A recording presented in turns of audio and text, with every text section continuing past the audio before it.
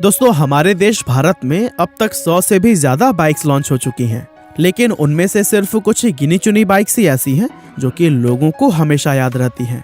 और आज की इस वीडियो में हम आपको ऐसे ही एक स्पेशल बाइक की स्टोरी बताने वाले हैं जो कि 90s के दौर में हर एक यंग इंडियन के दिल की धड़कन हुआ करती थी।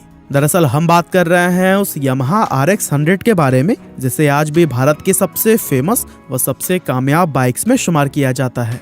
क्योंकि आज मार्केट में जिस तरह का क्रेज रॉयल एनफील्ड बाइक्स के लिए देखने को मिलता है, 90s के दौरान ठीक वैसा ही क्रेज RX 100 के लिए भी हुआ करता था। यहाँ तक कि चोर और गुंडे भी इसके स्पीड और परफॉर्मेंस की वजह से क्राइम करने के लिए इसी बाइक का ही यूज किया करते थे। लेकिन फिर सवाल यह उठता है कि ये बाइक अगर इतनी ही ज्यादा सक्सेसफुल थी तो फिर कंपनी ने इसका प्रोडक्शन सिर्फ 11 सालों में ही क्यों बंद कर दिया और इंडियन रोड्स पर राज करने वाली ये बाइक अचानक सड़कों से गायब कैसे हो गई।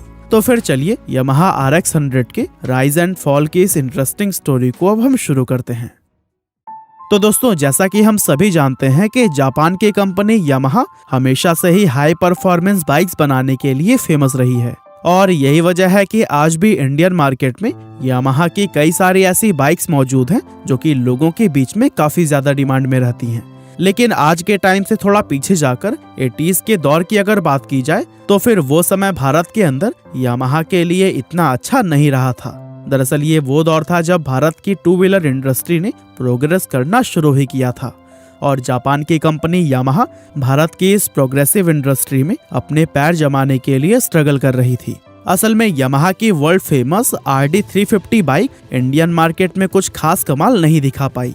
बेहद मजबूत व कैपेबल होने के बावजूद भी ये बाइक इंडियन मार्केट में बुरी तरह से फेल हो गई थी। इस फेलियर ने यामाहा को नए सिरे से सोचने और नई स्ट्रैटेजी बनाने पर मजबूर कर दिया था। यामाहा ने देखा कि उस समय इंडियन मार्केट में सुजुकी AX 100 काफी ज्यादा सफल रही थी, जो कि एक 100 सीसी की लाइट वेट बाइक थी। ऐसे में यामाहा ने भी इंडियन मार्केट की डिमांड के अनुसार अपना फोकस हैवी बाइक्स की जगह पर एक हल्के वजन वाली बाइक बनाने पर लगाया।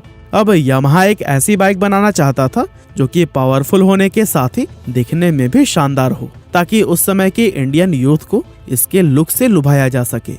और यही वजह थी कि इस बाइक को डिजाइन करने और पूरी तरह से बनाने में कई सालों का समय लग गया था। और इस तरह से आखिरकार नवंबर 1985 में यामाहा ने इंडियन मार्केट के अंदर अपनी इस नई बाइक को लॉन्च कर दिया, जिसका नाम यामाहा RX 100 रखा गया। इस बाइक ने लॉन्च होते ही मार्केट में धमाल मचा दिया और आने वाले लगभग 10 सालों तक इसने इंडियन 2 व्हीलर मार्केट को सिंगल हैंडेडली डोमिनेट किया। वैसे सही मायनों में देखें तो RX 100 का डिजाइन यामाहा की कुछ दूसरी बाइक्स जैसे RS 100 DX और RXS पर बेस्ड था, जो कि USA और यूनाइटेड किंगडम जैसे देशों में लॉन्च की गई थी। लेकिन RX 100 इन दोनों बाइक्स का एक बेहतर अपग्रेडेड वर्जन थी। ये बाइक 4 स्पीड गियर्स और 100 सीसी के एक सिंगल सिलेंडर 2 स्ट्रोक इंजन के साथ में आती थी, जो कि 11 bhp की पावर और 10.39 Nm का टॉर्क प्रोड्यूस करती थी। हालांकि पेपर पर ये स्पेक्स बेहद सिंपल नजर आती थी, लेकिन रियल वर्ल्ड परफॉर्मेंस के मामले में RX 100 एक पावर हाउस थी और इसकी इसी पावरफुल परफॉर्मेंस की वजह से इसका निक नेम भी पॉकेट रॉकेट पड़ गया था। असल में जो चीज इस बाइक को इतना ज्यादा खास बनाती थी वो था इसका पावर टू वेट रेशियो। आपको जानकर हैरानी होगी कि ये बाइक इतनी ज्यादा लाइट वेट थी कि इसका कुल वजन सिर्फ 98 किलो था और यही वो मेन वजह थी जो कि टेक्निकल स्पेक्स ज्यादा खास न होने पर भी इसे एक बेहद तेज दौड़ने वाली पावरफुल बाइक बनाती थी।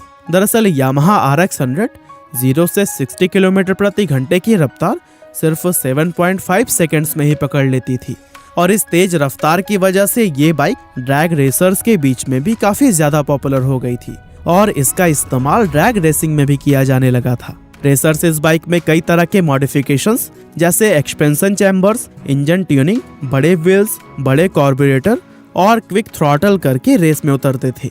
और दोस्तों, जिस समय ये बाइक रेस में दौड़ती थी तो लोग अपनी आंखों पर विश्वास ही नहीं कर पाते थे कि यह सिर्फ एक 100 सीसी बाइक है और इसकी तेज स्पीड की वजह से ही लोगों के बीच में काफी अफवाह भी फैल गई थी कि RX 100 में 100 सीसी नहीं बल्कि एक बड़ा और पावरफुल इंजन यूज किया गया है।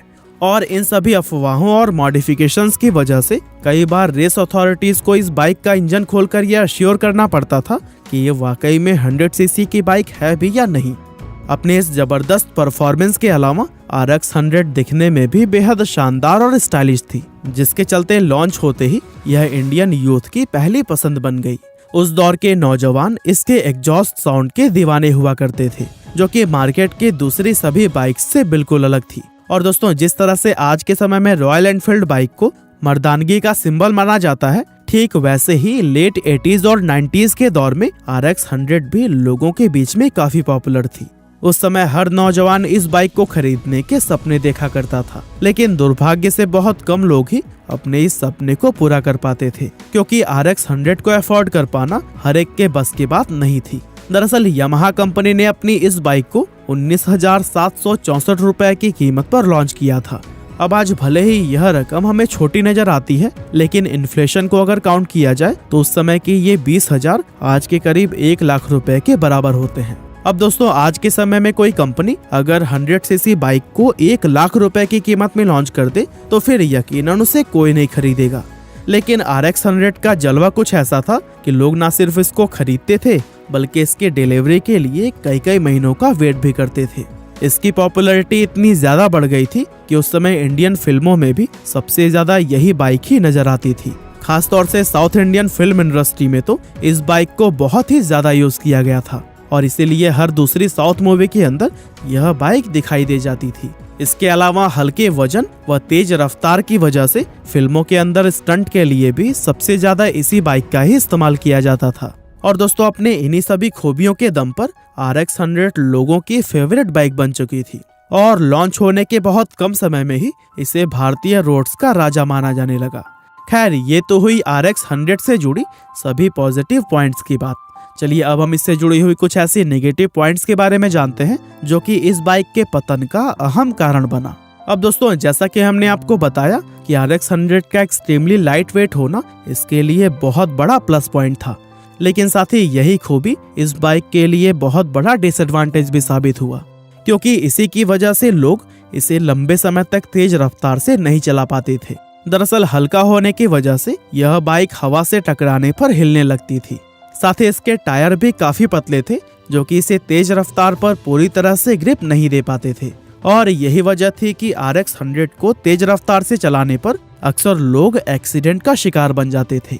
इसके अलावा इस बाइक का दूसरा सबसे बड़ा नेगेटिव पॉइंट यह था कि इसका इस्तेमाल बदमाशों और लुटेरों के द्वारा भी काफी ज्यादा किया जाने लगा था। असल में इस बाइक की साइज और बेहद तेज पिकअप की वजह से क्रिमिनल्स को भागने में बहुत आसानी हुआ करती थी, इसीलिए क्राइम करके वो तेजी से 9-2-11 होने के लिए भी इसी बाइक का ही यूज करने लगे थे। और यही वजह है कि जिस तरह आज मारुति ओमिनी की छवि एक किडनैपर कार की बनी हुई है, ठीक वैसे ही RX 100 की छवि भी चोर लुटेरों की बाइक बन गई थी। इसके अलावा इस बाइक में कुछ छोटी मोटी टेक्निकल प्रॉब्लम्स भी थी, लेकिन इनमें से एक भी कमी इतनी बड़ी नहीं थी कि इसके प्रोडक्शन को ही बंद कर दिया जाए। ऐसे में यामाहा कंपनी ने 1996 में जब इस बाइक का प्रोडक्शन बंद किया तो फिर लोग पूरी तरह से हैरान रह गए थे। लेकिन दोस्तों, हकीकत यह है कि कंपनी ने इसका प्रोडक्शन इसलिए बंद किया था ताकि इसकी कमियों को दूर करके इसका अपग्रेडेड वर्जन मार्केट में उतारा जा सके। और फिर आगे चलकर कंपनी ने RXZ 132 व RX 135 बाइक को इसके अपग्रेडेड वर्जन के रूप में ही लॉन्च किया था। लेकिन जो सफलता RX 100 ने हासिल की थी, वो सफलता इनमें से एक भी बाइक दोहरा नहीं पाई। और दोस्तों, इस तरह से जो बाइक कभी इंडियन रोड्स पर राज किया करती थी, वो धीरे धीरे समय बीतने के साथ सड़कों से पूरी तरह गायब हो गई, और इस बाइक की जगह स्प्लेंडर और पल्सर जैसी दूसरी बाइक्स ने ले ली।